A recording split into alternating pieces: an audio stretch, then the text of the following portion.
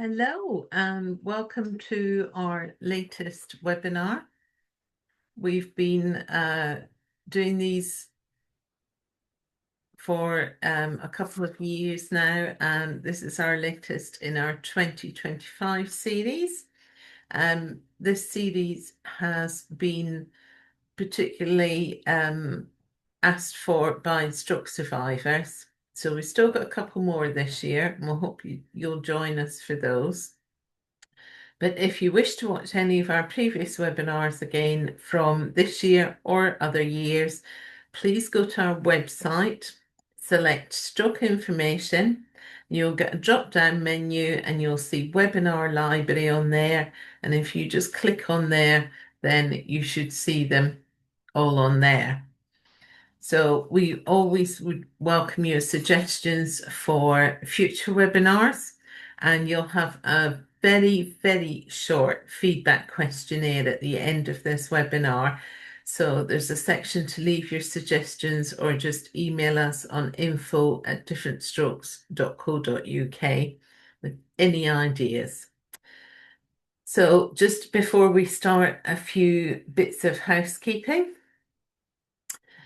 The session is being recorded, but the only people that will be on screen will be myself, Anthony, and Matt, who are joining me today. And we will also let you know when the recording is available to watch back. There's a chat function, as some of you have found already today. And please use this to say hello to us and one another and post any general comments. If you have any questions for Anthony and Matt, please put them in the Q&A function. If you put them in the chat, they may get lost, and we don't want to miss them at all. So now I am delighted to introduce Anthony and Matt, and they will explain a bit about themselves to you. So Anthony, can I pass to you, please? Hi everyone, my name is Anthony Bryan and I'm a personal trainer. I had a stroke at the age of just 6 years old and left me with a left-sided hemiplegia. Um, and I now work in a gym helping others to get fit and also doing exercise classes for stroke survivors and people with hemiplegia. A little bit about me and my background. I do have a world record. I have a world record in the marathon. So I ran the fastest marathon with a hemiplegia, and that was in 2024. And these are just some of my medals the other side. Yeah, so that's me. Over to you, Matt.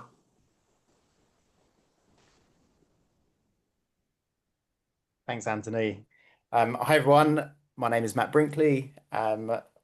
Lovely to see you all. I'm also a personal trainer and I specialize in adaptive exercise strategies for people with disabilities and chronic health conditions. I've been working with different strokes in the Colchester branch since about 2012, where I took over the group session that meets every week there to do an exercise session. And that's how I became involved with different strokes with the exercises we did through the lockdowns and the recent Rehab Reset. And yeah, it's just a fantastic organisation to be part of. And yeah, looking forward to answering some questions. Thank you. We launched Rehab Reset at the beginning of the year, if I'm correct. This year's just run away with me. And you both put together these routines that would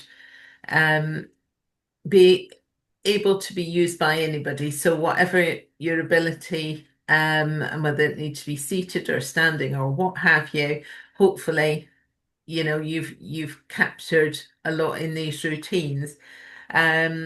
So we know they've been watched, which is good, and we've had some questions in advance.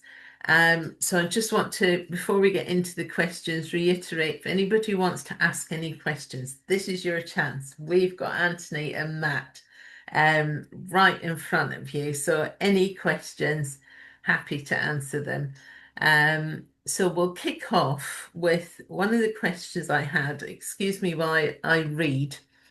Um, this person had two strokes 2 and 4 years ago, and they've always been a keen runner.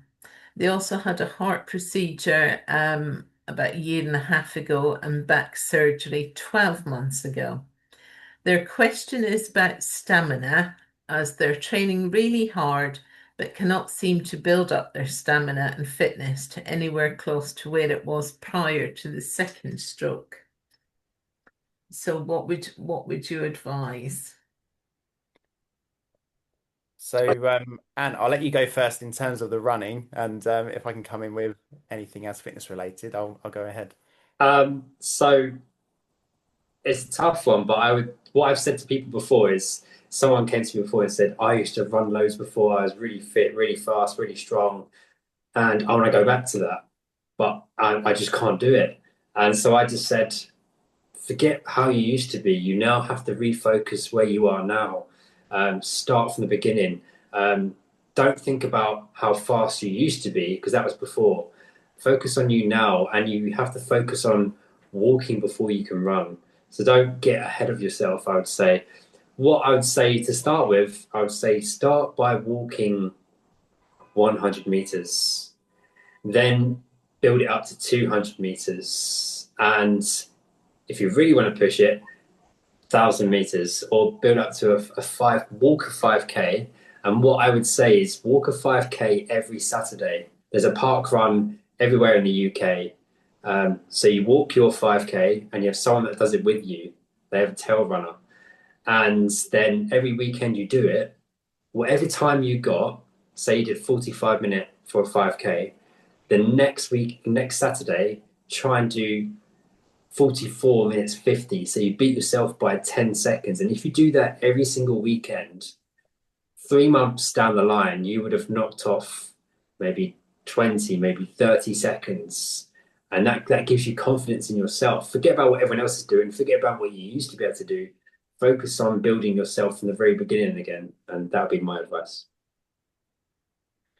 Yeah, that's awesome. The thing I'd add to that as well is with in terms of if we're thinking about improving our stamina, our general fitness, is to add in as much variety as you can to the exercise that you're doing. So if your focus is running, then yes, obviously that's your functional goal, but maybe have a look at some other things which can work your body in different ways.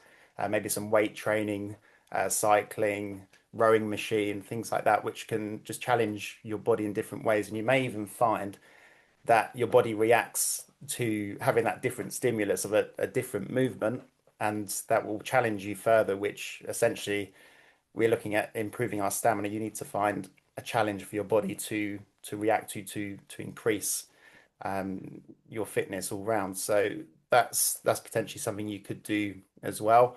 But at the same time, you've got to make it um, achievable. You've got to make it fun. And yeah, if it's anything that needs adapting, then adapt it. Just make it right for you. Thank you. The next one is about golf. I don't know if either of you golf. Any tips which may help me return to golf? I have just returned to the gym but struggle with muscle weakness on my right hand side, along with um, right foot hand and osteoarthritis affecting my grip. Okay, yeah. So I used to be the golf performance coach at Lee Westwood's Golf Academy in Colchester. There you go. Woo! Perfect. So yeah, and I have met many a disabled golfer as well. So there's you know there's inspiration everywhere in every sport. Key things with golf really, as I'm sure you're aware, as a golfer, would be to work from the ground up. So obviously make sure the ankles are strong and you're doing stability exercises for the ankles and then the knees and then the hips. And then obviously that brings in your core. So you're working from the floor up the body, all the way up through to like rotation movements, even use an item which is similar to a golf club, but maybe a little bit heavier, like maybe like a 2 kilo or 4 kilo weighted bar, and then do some like golf swing and similar movements, just super slow, but trying to keep your form. And that can really help to sort of create the muscle pattern and the strength in the muscles that we're looking for. And then when you come to doing it with the golf club, it's obviously the movement's a lot easier because you've done it with load prior. Obviously, the only thing you have to be careful then is the making sure your speed of swing is right for you. You wouldn't swing a 4 kilo weighted bar the same you would a golf club. So obviously making sure that everything sort of works in conjunction. But yeah, key things would always be trying to work stability. So one of the key ways to do that is to make the surface that you're standing on unstable. So like standing on a cushion, or in the gyms you may have seen like the wobble boards, and even like a vibration plate can really help. And then just start doing movements working up to the top of the body. Fantastic. Um, the next one is I have chronic neurofatigue after a stroke 11 months ago and exercise in the gym, but cannot improve on the fatigue. What is the best way to improve this if pacing doesn't improve it? I would say the key things to improve fatigue is obviously hydration. Um, so you want to make sure you're having enough water in the day. Um, you want to in the gym, make sure you're not going to the gym on your own. Have a trainer there with you and gently progress things bit by bit by bit, step by step. And fatigue will be there at the beginning, but you'll find when you progress things over time, it will improve. It's just about being consistent over and over again, but small steps at a time instead of jumping from 500 meters to 1,000 meters. You want to gently build it up and just not go into things too quickly. That'd be my advice. So it really is about the pacing of it Yes, in all small aspects. steps. Yeah, excellent. And right, this will throw open to both of you. Best exercises to strengthen a weakened shoulder. So I'm a big fan of like resistance band exercises, just for the fact that the with a resistance band is such a versatile piece of equipment which you can use anywhere. You don't need to go to the gym. You don't need to go anywhere. You could just hold it with one hand and exercise your shoulder with the other one with that elastic. So and that just obviously again the fact that you can fix one end of the band to anywhere or hold it, you can take the shoulder around so many different sort of planes of movement. And in terms of load, you're not going to go the wrong way and hurt that shoulder because it's going to work within sort of that elastic you're working within. The key thing really is to perform the exercises slowly and controlled. And if it hurts, don't do it. That's always my advice. Did we do shoulder exercises in the rehab reset? I think we did a Can't few. remember. We did Yeah. for me, because I can't use this hand to hold on to things, what I do is I get an ankle weight from you can buy them from Amazon and you just get a 1 kilogram or 2 kilogram and I wrap it around the wrists and attach it so I don't have to hold the weight. And I would do things like bring the arm out. So by moving the arm away from the body, the shoulder still activates. You just don't have to grab onto it with the hands. So if you struggle holding things, ankle weight's amazing because you're getting that muscle without having to hold on to things and the extra weight training as well. That's what works for me. Well, hopefully that will improve things for you. I hope you're joined us today. The next one is somebody has had a diagnosis after a stroke. They're asking what they can and can't do and if swimming is safe. I think the best thing to do in this instance is speak to the medical professional because there might be other things that influence what you can and can't do and everything and what have you. Um, if you get told what you can do exercise wise, and you're still stuck, you can come back to us any time and we'll get in touch with Anthony and Matt for you and everything. But do take the advice of a medical professional. Um, so please don't forget to put your questions in. We've got one in the Q&A box, but please we want to keep Ant and Matt busy today. Right, so the one With that that, sorry, Sheila, with that one you just mentioned, obviously, yes, there's the, in terms of participating in physical activity, we want people to participate and Hmm, find ways to exercise safely and in an achievable manner. Um, but we just need to make sure that, anything that you do isn't going to negatively react to a medical condition which you are unsure about. So it is always worth checking with medical professional, or letting them know. Not You don't need a permission slip. You just need to let them know that, oh, I'm thinking about going to the gym. Do you think that's going to be okay for me? If they say no, you'll have a reason why no. But even medical professionals, your GPs, etc., they want you to be active. They want everybody to be active and healthy, and it's what's happening in sort of society right now is people are becoming more active, no matter what their barriers may be.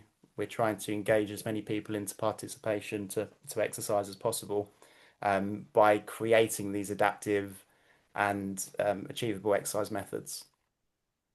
thank you. Right, we've had a few more pop into the Q&A box, which is good. Keep them coming. The first one, what advice would you give for people with foot drop and unstable ankle following a stroke? I would love to get back to running, but feel my ankle is stopping me. So I have a foot drop as well, and without my AFO,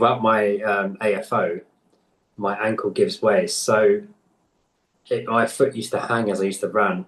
As I got faster, all the impact me my ankle go, and I actually tore my ligament in my ankle. And I saw someone from OSSA UK, and there's a brace called the AFO Light, and it's very thin, it's carbon fiber, and it's stronger than those NHS plastic ones. And they fit inside your shoe, and that holds my ankle in place, and I wouldn't run without it. Um, it stops my ankle from rolling over. It gives me more support. I would say look into an AFO, but I would say book an appointment with your physio and talk about AFOs with them. Talk about them with about OSSA UK, because OSSA UK really help people with drop foot. And even though my ankle on its own wouldn't be able to do it, with the AFO, after practicing with it, I completely trust it. And that gives me more confidence when I'm moving. But I would say if you do get an AFO, don't go straight into a run. Build it up gradually. Go from walking to a little bit quicker walking to power walking to build it up slowly that way. Thank you. Who knows, you might even have a challenger for your Guinness World Record in Yeah, time. bring it on. Okay. Somebody has mentioned they can't go to the gym due to severe fatigue. Have you got any recommendations for somebody that struggles that way? I think, going back to my point just a moment ago, is that the the goal of physical activity is not necessarily about going to the gym, it's about moving your body. So I think that if there are barriers, for example, I can't go to the gym, there's a barrier. Let's find a way to overcome that barrier by saying, okay, well, you can't go to the gym because of this barrier, but you can still achieve a level of physical activity by doing something away from the gym. So maybe we can look at doing some home exercise, something outdoors. You can even exercise in bed. There's so many ways that you can move your body, and I think that is one of the challenges we have as fitness professionals, where we talk about exercise and physical activity and let's get fit, everybody, and they instantly think, well, we got to go to the gym. So we have to try and shift that mindset to say, well, the gym is a space. It's an environment where you can go to exercise, but so is your lounge, and so is your bedroom, and so is your hallway. So I think maybe finding out what we want to achieve. So this person that's asked the question, what do you want to achieve right now? And let's find a way where you can achieve that without going to the gym. Okay, that person has come back and said they've got problems with balance and can't walk, but I think you've just answered that one in what you said. But in the rehab reset and previous exercise sessions that we've got, we've done seated exercises as well. So there are ways round not being able to walk, but still exercising. So have a look at the sessions and see what you can get from them. The next one is any tips for improving balance and vertigo through exercise? And they've put in brackets previous runner. Improving balance. I would say the more you practice balance, the more it improves. So what I say to older adults that I do exercise class with, when you're making a cup of tea, while the kettle's boiling, stand there on one foot, but I want you to hold onto the table side, but one foot off the ground. Then, as you get better at it and you find that's a piece of cake, I want one finger on the table and you're waiting for the kettle to boil. You have to hold that foot off the ground until the kettle is boiled. I mean, to practice on either side. And obviously, you probably make several cups of tea or coffee every day. So you're going to be practicing that balancing several times a week. Balance is all about just practice, practice, practice, because as soon as you stop balance, it just disappears. Okay. With that as well, that's exactly the right mindset with it that Ant has mentioned there. But the fact of exactly what Ant has just said is the way to improve your balance is to make balance hard. So if we can stand on 2 feet up tall and feel perfectly comfortable and balanced, you're not improving your balance. You're just maintaining what you can already do. So the way to then improve is to find a way to challenge your balance. Exactly what Ant said there is maybe stand on one leg. What I said earlier, maybe make the surface you're standing on unstable. And the key thing is though you have to keep it safe because balance is sort of around falls prevention. You don't actually want to get to the point where it's too unsafe. So you actually want to challenge yourself enough, but within sort of a comfortable zone as well. Brilliant. Right. Now I've just gone into the chat. Excuse me. I've just gone into the chat and I think there's a question in there. So this person has put, I'm just going to read it out to you. Like Anthony, I had a stroke at the age of 6. I've always been active and spent much time in gyms. At 53, I'm very pleased with my symmetry now, but have an issue now. Shoulder pain. Mainly, oh, I've lost it. Mainly when raising my affected arm up and in front of me, e.g., hanging the washing out. Um, I can't get it to see the rest. Why is it not doing that for me? Um, I I've don't know got if it. It either of says, you can see it. I can't see the shall I end of read the the rest of it out message. for you? Yes, go on, because it's Yeah, flipping so around. hanging the washing out, lifting, it's a sudden pain that makes me back off immediately. It's not down to strength, as I've built my shoulder up with strength gains. Also, I don't think it's connected, but my shoulder is often very stiff in the mornings. And I think this is because I lay on it. My body collapses onto it, and both of these are common to stroke survivors. Any tips? Anthony, did you find any information So there? with any kind of stiffness that I get, I see an osteopath or a chiropractor and they help loosen up my joints and my muscles.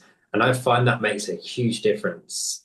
Because it's all to do with kind of like neuro pathways and loosening up kind of nerves and joints. So I suggest that people get once a month, go and see an osteopath or a chiropractor. That could really help and make a difference. you got anything to add to that, Matt? No, I think that's spot on. Yeah, and like Anthony said, if you know if it's something which is causing you pain in life, then medical help is always the best way to go. But yeah, other than just general mobility and sort of freedom movements, that sounds like good advice. Excellent. And somebody has asked if you can repeat, Anthony, who it was you need to speak to about the AFOs. It's OSSA UK, so it's OSSUR UK. Because there's an American OSSA and a UK OSSA, so you want to speak to the UK OSSA. Okay, let me put that in the chat then. OSSUR. Yeah. Okay. Or if you wanted details of a person to speak to, I do have an email. I can give that to you another time, and you could pass that on. Okay, well, anybody that wants that, just email into to us at Different Strokes, and we can get that from Anthony and pass it on to you. Um, there's somebody asking about improving cognitive processing to reduce neurofatigue. Um, I think we can talk to you in more detail about fatigue. If you want to ring us or email us, we can set up a call with yourself. Has anybody else got any questions just before we go? I think there's another one in the chat there. Right, please try and put them in the Um, Q&A because I'm going between both. Uh, from Go on, and Matt, I'll let you read it out. yeah, yeah. So this one says, and it's a very good question actually. It says I find some of the professionals are negative with some of the advice. I think I think it's good to go against the advice as I found that helps going forwards. Now, what I found as a fitness professional and not a medical professional is when people come to exercise, they are quite risk adverse because that tends to be more of the medical side. Um, is some more adversity to. So let's say, for example, if you haven't stood up for 5 years, it wouldn't be right. Let's try and stand up today. And you may feel that you have that in you. What we have had similar situations with people exercising with us where we say, okay, well, what do you want to achieve? And that might be the goal, which isn't what has been in physiotherapy program, for example. But then we work towards that goal and achieve that goal. And then they take that into the physiotherapy program and now they're doing standing in physiotherapy. So I understand fully what you're saying there. And I think the clear thing with that is that yes, you can always have a belief in yourself with what you can achieve and you can always work to achieve it. But I think the key thing is just to make sure that it's safe and in a safe environment. So you've got the right support around you. And I mean, no one should be told you're never going to do X and X again, because who knows, we might do it again. So I think that was a good question, and it should just be more based around the fact that you can work to achieve these things, and that's more of a positive thing onto it. Like you say, it can be negative what we're told. So let's try and work towards a positive. Thank you. Right, we've had a few more questions in. This one, I wasn't somebody who ever went to the gym, and they've put in brackets. I used to be strong and had adequate stamina, but now I'd like a routine or regime to follow to gain some of that back. I don't have any access to physio or anything. How do I get there? Our videos on a different stroke website, our exercise videos, we have it 30, I think it's 30-minute workouts on there. Yeah. Just take part in some of our classes just to build up some endurance and some strength. We have strength exercises. We have a range of exercises from level 1 to level 5. Level 5 being a bit more challenging, working balance, strength in the arms, strength in the legs and the core. Practice some of those videos, and then in a few weeks, in a few months, contact us again and say, challenge me harder, and we'll give you some more stuff to do. And then, of course, in Rehab Reset, we've got the short bursts of exercise that you can build up. So find, you know, what particular area is that you need to work on, and look for they're all in sections. If anybody has problems finding something, again, get in touch with us and we can signpost you. The next one is, how do you both feel about ON running shoes for either walking or running for a stroke survivor with foot drop? So on running shoes, they're very, very comfortable, um, but that means they're also very, very flimsy. They don't give you a lot of support around the heel. Um, Depends what you want to use them for. If you want to use them for walking or running, running, not the best. Walking, they're very comfortable, so they give you a lot of padding. Um, if you get if you need some more support around the heel, I would say Hoka are really good shoes. It's Hoka. They actually their trainers are kind of designed around preventing plantar fasciitis, things like that. So that gives you a lot of support. On shoes don't give you that support around the ankle, especially if you've got a drop foot. It would just kind of the sponge would just kind of give way. That's what I know about on. And Matt? Not a clue. I have my shoes off more than I have them on. Okay. There's no more you can say to that one. Is there a way I can improve the horrible wooden stiff feeling in my leg and arm as soon as I wake up and try and move? It eases once I start to move, but not nice to begin with. Mobilizing exercises and stretching. You want to get the blood flowing around the body. So mobilizing the spine. We've got videos on these kind of exercises. So mobilizing exercises, stretching, 10 minutes in the morning when you get up. It just gets the blood flowing around the body. You said that it eases off once you get moving. So you need to mobilize, stretch, and get the body moving.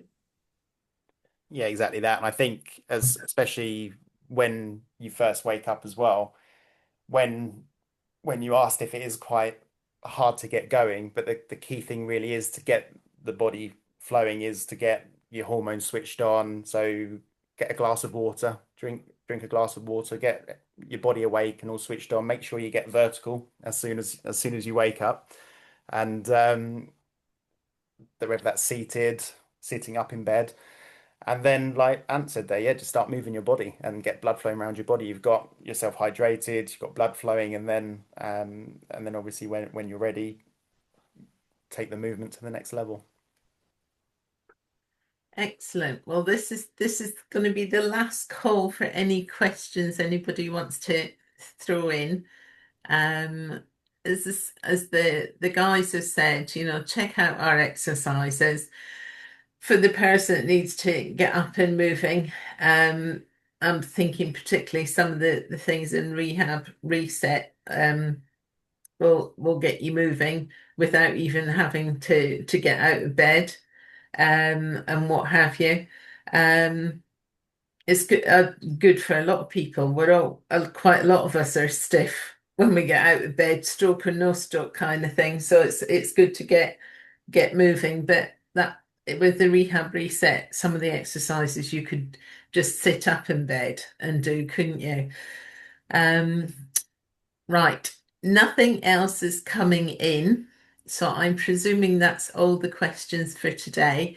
If anyone thinks of anything after this webinar is finished, please come back to us on info@differentstrokes.co.uk, or give us a ring, ask us your questions, and we can take them back to Anthony and Matt and get professionals' advice on them and what have you. And do check out especially the Rehab Reset, because they're in little short bursts, and you can adapt them to however long you want to do the exercise for, or however short you want to do it for. They're set to music, or they're set without music as well. So hopefully, they should do all, you know, however you feel about it. Some people feel that the music puts them off and what have you. So just go with the flow, whatever suits you.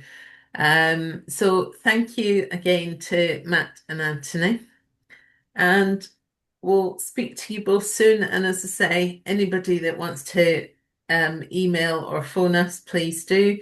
And if you can please fill out that short questionnaire at the end of the webinar, that would be brilliant. Thank you all for attending today, and we'll see you soon. Thank you. See you soon. Thanks for having me. Bye, everyone. Bye.